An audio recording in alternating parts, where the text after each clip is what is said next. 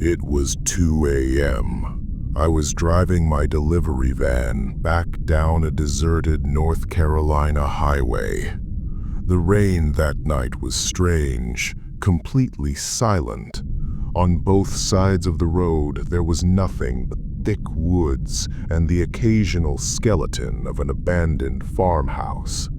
I reached for the radio to kill the silence, but all that came out was sharp, gut-wrenching static. Suddenly, my heart skipped a beat as I glanced at the mirror. A shadow was moving in the dark, empty cargo area of my van. I knew the van was empty. I'd dropped off my last package 30 minutes ago. I tried to tell myself it was just a tree branch casting a reflection on the glass. I took a deep breath and kept driving. Are you really alone on a deserted road? To find out who or what is sitting in your back seat, hit that subscribe button right now. Because when fear sits down right next to you, there's nowhere left to run. A few minutes later, I heard it. A slow, heavy breath right behind my ear. It was so close, I could actually feel the warmth of the air on my neck.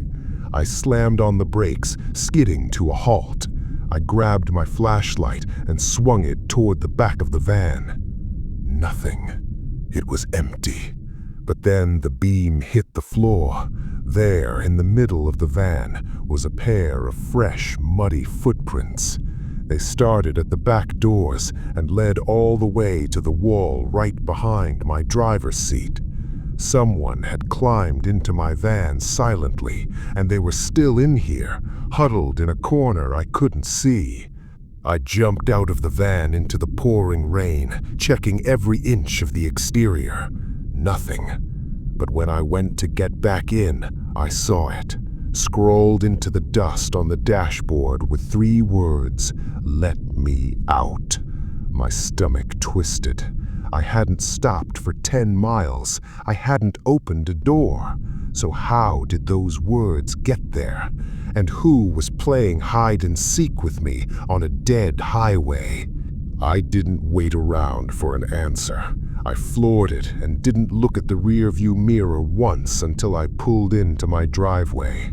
I knew if I looked, I'd see a face staring back at me, a face that would make sure I never slept peacefully again. Did this story take away your courage to drive alone at night? Let me know in the comments. What do you think that invisible passenger really wanted?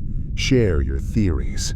If you want more pure psychological horror or mysterious real-life encounters, tell me what we should cover next. Share this video with your friends, and thanks for watching until the very end. Stay subscribed for the next mystery. And hey, as you're driving home tonight, take a look at your back seat. Is there a new fingerprint appearing in the dust on your dashboard? Be careful. Someone might be hitching a ride without your permission.